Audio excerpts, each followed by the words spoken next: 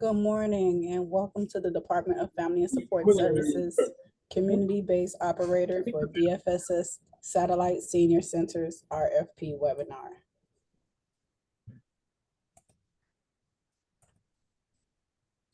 Just a few housekeeping rules. Due to the volume of participants, everyone has been placed on mute.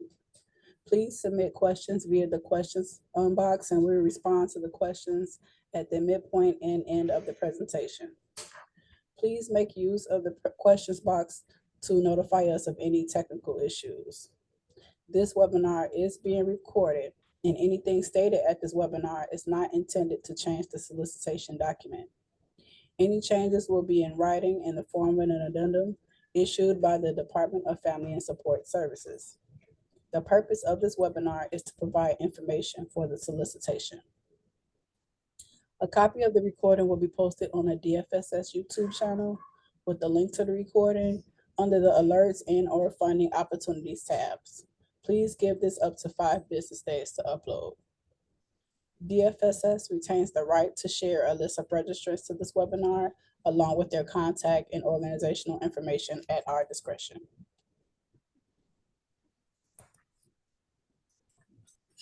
At this time, I'm going to give the team a chance to introduce themselves before we go through the agenda. Yolanda, do you want to start or do you want me to?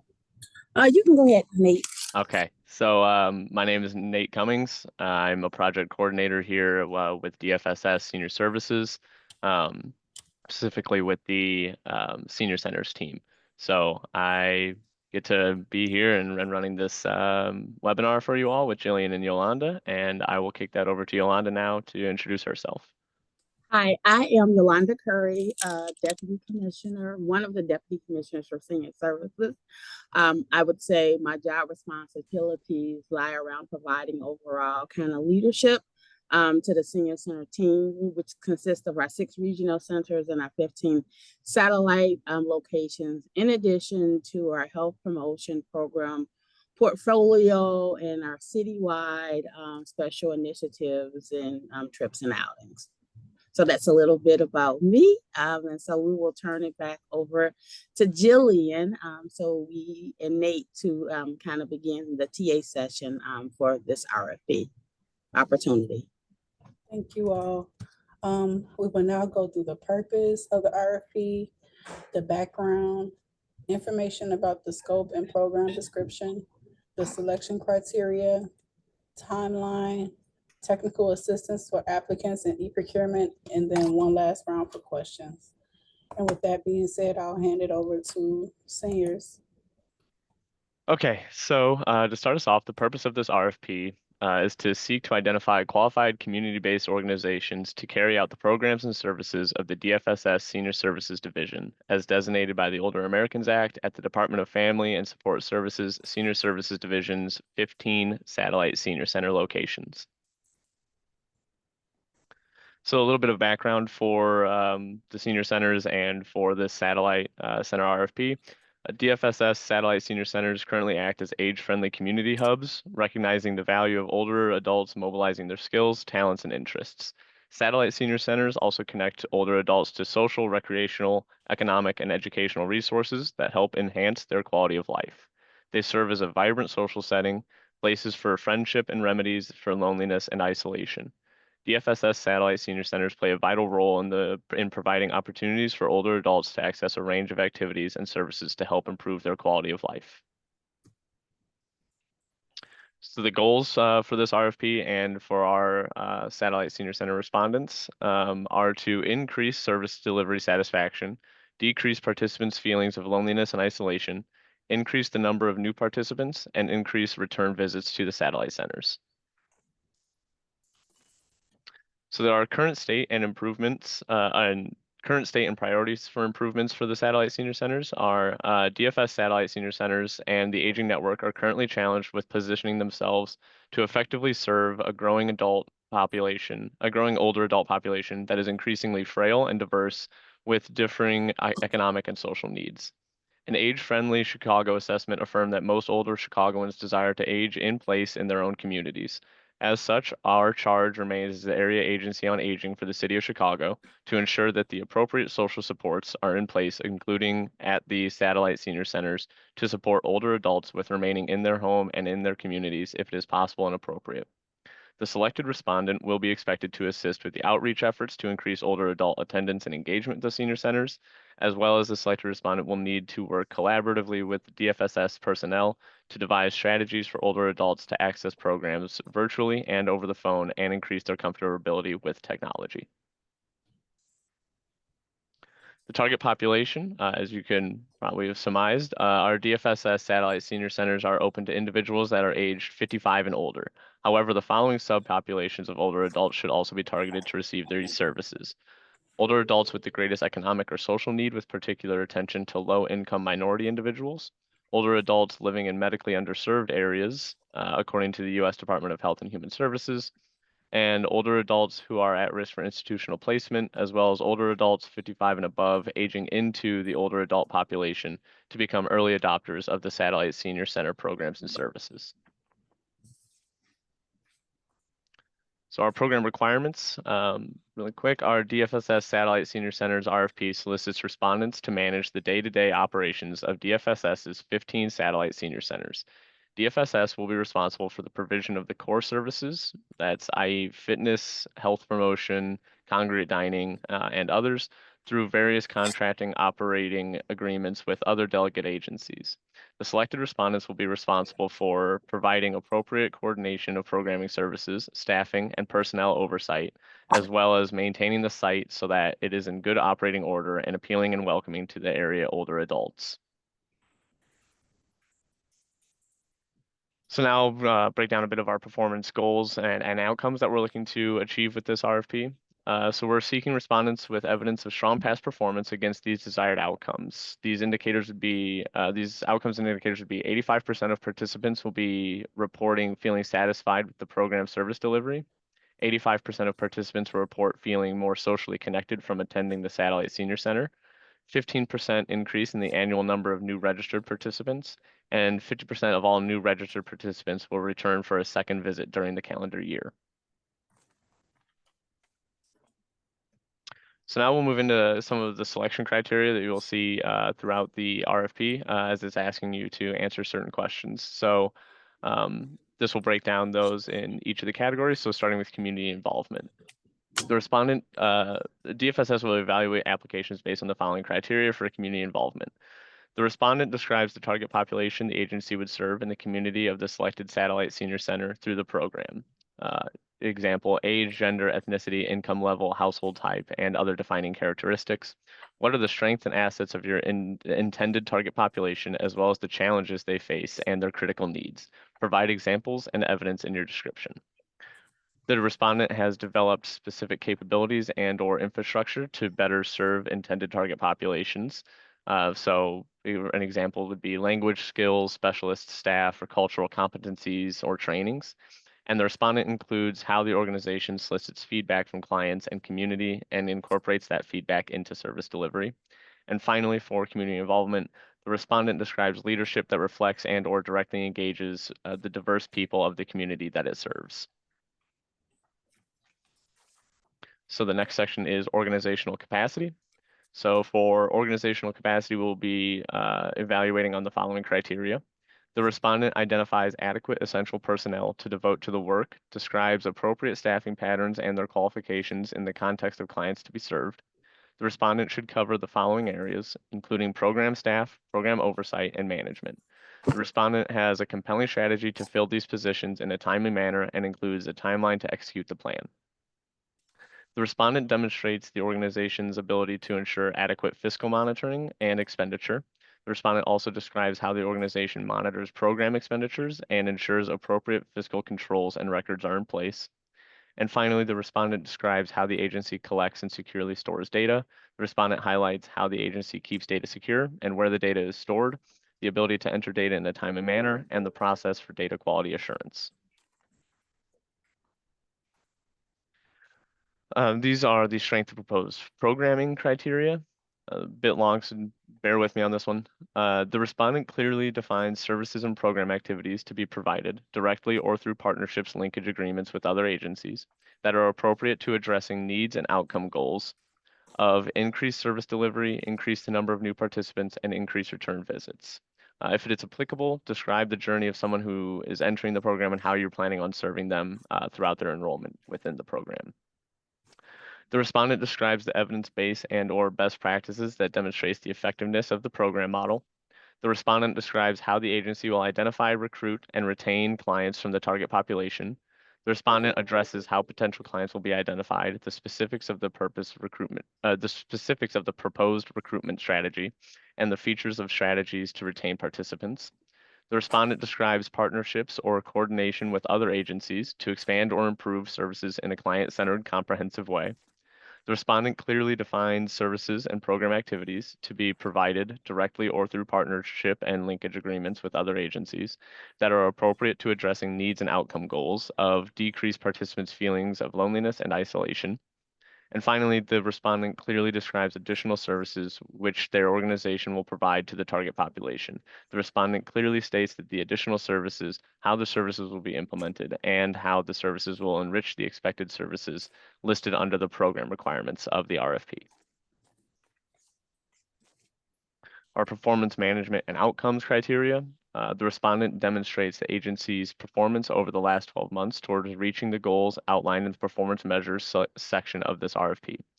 If this is a new program model for the respondent agency, the respondent must provide program level data demonstrating performance for a similar type of program. The respondent is able to describe how collected data is used to identify problems in service delivery and inform/improve its services or practices. And finally, the respondent has experience disaggregating data to identify and address racial, gendered, abled, or other disparities in program delivery. And this is the reasonable cost, budget, justification, and leverage of funds section and criteria. So the respondent has the fiscal capacity to implement the proposed program prior to reimbursement. The respondent leverages other funds and in-kind contributions to support total program and administrative cost. That could be state, federal, foundation, corporate, or individual donations. The respondent demonstrates reasonable implementation costs and funding requests given the nature of the proposed program. The proposed budget supports the proposed scope of work or work plan, and the respondent is able to provide a regular auditing process. So now these are simply attachments that you are required to provide. So this is just a quick list that I'll read off for you. So be sure to attach an estimated number of clients to be served. That's asked, I think, multiple times throughout the RFP, so just be sure to keep an eye out for that. Be sure to attach the resumes of key staff that are going to be overseeing the program, as well as job descriptions for that key staff as well. So job descriptions and resumes, again, it's all listed in the RFP narrative. Be sure to attach your organization's budget for this program, and please make sure that all of those program requirements are addressed within that budget. And then some of the more standard items. You need to select the senior center or senior centers that you will be applying for. It will be one site per site application, as it says there, selected senior center per site application. So if your organization's hoping to select multiple, then it will be multiple applications. So just one senior center, one satellite senior center per site application. And then we will ask you to include your mission statement, liability insurance, board member identification, SAM certificate of good standing in Illinois, bylaws and articles of incorporation, financial statement, and your IRS determination letter. The evaluation process. So the RFPs are evaluated on the strengths of the proposal and the responsiveness to the selection criteria. Failure to submit a complete proposal or respond fully to all requirements may make your submission subject to rejection. The commissioner, upon review of recommended agency or agencies, may reject, deny, or recommend agencies that have applied for grants based on previous performance and/or area of need. And finally, DFSS reserves the right to ensure that all mandated services are available citywide and provided in a linguistically and culturally appropriate manner. Our timeline. So thank you all for joining today. This is the pre-proposal webinar, July 21st, 2025. Then the due date to submit the pre-proposal questions is this week, so July 23rd, 2025. So if you have questions after this webinar, please submit those questions. And then, like I said, the due date is this July 23rd. Applications are due on August 8th, and the program period begins on January 1st of this coming year. So now the budgets or cost proposals, just to, like I said, more just some housekeeping and need to know. So the term of the contract or contracts executed under this RFP will be from January 1st, 2026 to December 31st, 2028. The amount for this RFP for 1 year is $80,000 per center. Please submit a budget for 1 year of services. So though the term states multiple years, we're just looking for a single year each time when you're submitting your budget. Cost category definitions are attached as budget instructions in every RFP. Be thoughtful and inclusive when developing your budget. Apply for your program's actual costs. We generally cannot give you more money than what you ask for, and use the reasonable costs question on the application to discuss how you determined the costs reflected in your budget. So just some common errors we did want to highlight for everybody. Fringes, just make sure you're checking any calculations on anything. If you do have fringe costs that are going to be associated with your RFP. Supplies, these are currently or frequently over budgeted for, so please make sure you are accurate on your supplies budget. Client assistance, if this is an appropriate and allowable cost, don't forget to include it. Make sure your job description titles and your job description uploads have the same title. Also put a brief description in the job in the of the job in the budget document itself if you have not discussed it specifically in your application. Put your budget in the appropriate column. Please make sure, again, just triple check that budget, make sure things are in the correct areas and correct columns. And if there is matching requirements, which this RFP does not have matching requirements, but if you do have matching funds, please show your match. And finally, again, just to get it out there, make sure you all have it down. Applications are due on August 8th, 2025 at noon. So you can't wait till the end of the day. It's gotta be by noon. Great, thank you, Nate.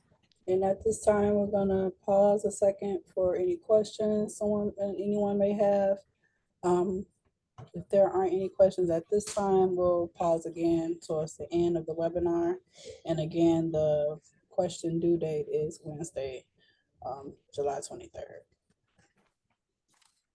So I guess I'll move forward with application tips.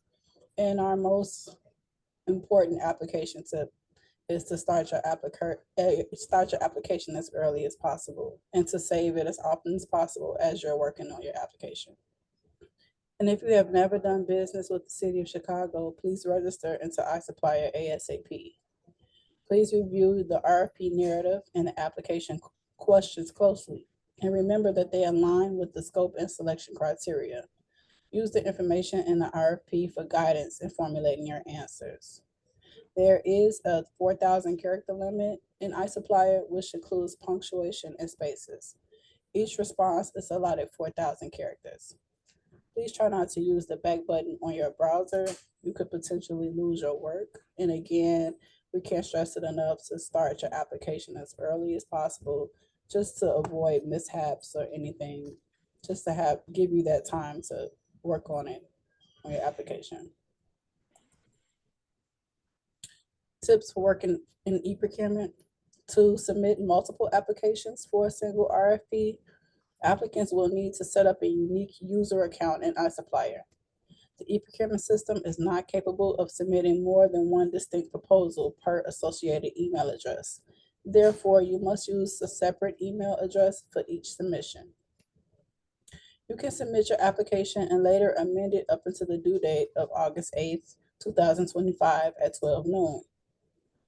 Avoid the rush and possible mishaps by submitting early, and plan on your submission taking approximately 30 to 60 minutes. Please be advised that late applications cannot be accepted. The cutoff time is 12 noon. For any technical issues, please make use of the e-procurement hotline at 312-744-4357. They also can be reached at customersupport@cityofchicago.org. And please note that the hotline operates during business hours only, Monday through Friday, 9 a.m. to 5 p.m. A few agency requirements. Agencies must provide articles of incorporation and any amended articles of incorporation. An IRS affirmation letter is also required for not-for-profit agencies, and this letter must be dated within 60 days of your submission. You can obtain this letter by calling the IRS directly at 1-877-829-5500. If you are a for-profit agency, please submit your original letter from the IRS showing your FEIN number. The UEI number for your agency is required, as well as the central contractor registration, which can be obtained from the entity overview page on the sam.gov website. And lastly, a certificate of good standing letter with the state of Illinois is required. As of April of last year, we have a new labor peace agreement ordinance, which applies to all DFSS and CDPH delegates that have 20 or more employees working for their organization. The only exemption are hospitals. Contractor must provide written notice to the commissioner or her designee within 72 hours of becoming aware that employees want to organize or that a union seeks to represent employees. You may ask, what is an LPA? A labor peace agreement is an agreement between an employer and a labor union that ensures that an organizing drive is not impacted by union busting techniques, including employee retaliation, and in return, they will not strike or stop work in a way that will impact human services. For technical assistance, there is a link to the RFP on the DFSS webpage under the alert section on our website. And for questions on registration and e-procurement assistance for delegate agencies, again, please reach out to customer support@cityofchicago.org. And the hotline is 312-744-4357. We also have training materials online, which includes documents and videos. Please visit the cityofchicago.org website under online training materials. At this time, we're going to delve into how to enter your response and accepting any amendments. Step 1 for entering your response, you select Create Quote from the drop-down menu in the Actions box in iSupplier, and you click on Go.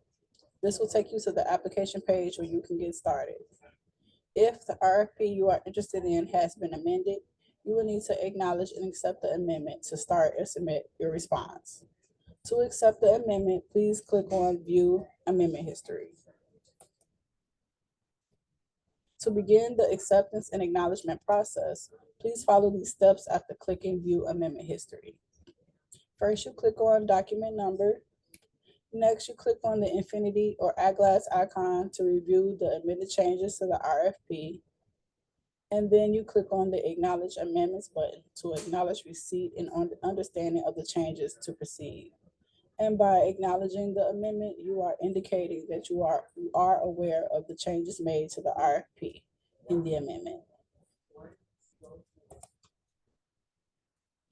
Once you get to this screen, click on the I accept checkbox and then click on Acknowledge. Then you click on Yes to indicate that you confirm your acknowledgement of the amendment. Finally, you click on the checkbox that you accept the terms and conditions, and then you click on Accept to accept the terms and conditions. And that is the final step in acknowledging and accepting the amendment. Once you accept the amendment, you can move forward with submitting your application. So when you are ready to submit, meaning that you've attached all required documents, you've answered every requirement question to the best of your ability, you start by saving that draft one last time, and then you click Continue. If you are missing information, iSupplier will give you an error message up at the top of the screen. And that error message usually points to something left undone in the application. So in that last example, the error message indicated that the lines found under the Lines tab had not been completed. In this example, the error message is about an unanswered question in the application or the requirement section. The quote value refers to your, in this case, missing answer. So once you're able to resolve all errors, you are ready to proceed and submit. And at this point, clicking continue should put your application into the review and submit phase. Once you get to this screen, this is like a summary page, and it's also your last chance to review all of your data. So please take that opportunity to check and triple check your attachments and scroll to the bottom of the screen to see all of your responses. And at the very bottom of the screen, you'll be asked to provide an electronic signature. Please be sure to fill in that signature before checking the box. And lastly, you can click submit. And once you submit your application, you will receive a message similar to one on the screen. The e-procurement system will also send a confirmation email within 24 hours of your submission. However, you can email me if you desire confirmation prior to then. My name is Jillian Black, and my email is jillian.black@cityofchicago.org. And at this time, I'm going to pause for questions. And I do see that we have one question that says, "Thank you for your great work. Will the slide deck for this presentation be available to us? Please advise." Yes, so the webinar will be uploaded on the DFSS webpage. Please give us a couple days. I would say that it will be up by close of business today, but again, please give us a couple days for it to be uploaded. But yes, it will be available on the DFSS YouTube page. If that is the only question we have at this time, please note that you do still have time to ask any questions that you may think of after the meeting concludes.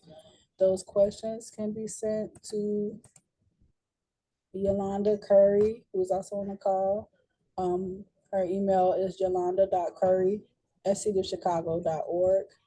And any non-programmatic questions, so any technical issues you may be experiencing while trying to complete your application, please contact customer support at cityofchicago.org. Or you could also call the e-procurement hotline. Again, they're open Monday through Friday, 9 a.m. to 5 p.m. And that number is 312-744-4357. And you can also reach out to me. Again, my name is Jillian Black. Email is jillian.black@cityofchicago.org. And I can help when I can, if I can. Before we close out, I'll give Senior the floor to have any closing. Do you have anything? Any closing remarks? Yolanda, go ahead. No, you go ahead. Go ahead.